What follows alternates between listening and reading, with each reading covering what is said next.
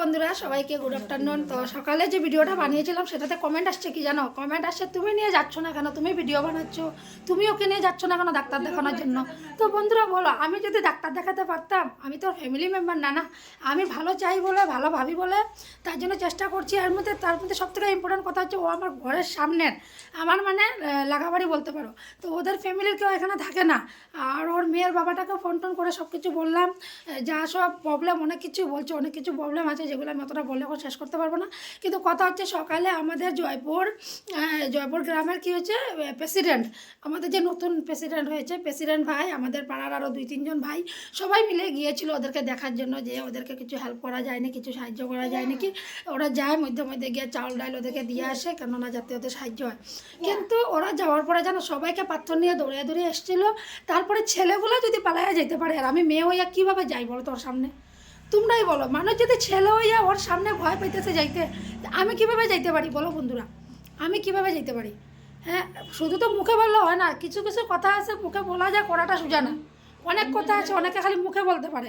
তো সেই জিনিসটা আমার জায়গায় এসো দেখো কী কন্ডিশন, কী পরিস্থিতি এখানে, ঠিক আছে না?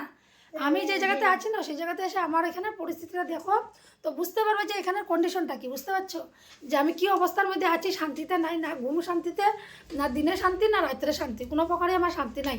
যার কারণে ভিডিও বানাতে পর্যন্ত পারছি না। নানান এমনি নিজের নানান রকমের প্রবলেম আছে। সামনে একটা ঘরের সামনে অষ্টপ্রহর সংকীর্তন, কিন্তু নিজের একটা আছে না, কত কিছু দায়িত্ব আছে, নিজের বাড়ির সামনে একটা পূজা আছে, কিন্তু নিজের জন্য কিচ্ছু করতে পারছি না। ঘরের সামনে এত একটা অশান্তি চলছে, যার কারণে টোটালি ডিস্টার্ব হয়েছি, টোটালি ফুল ডিস্টার্ব।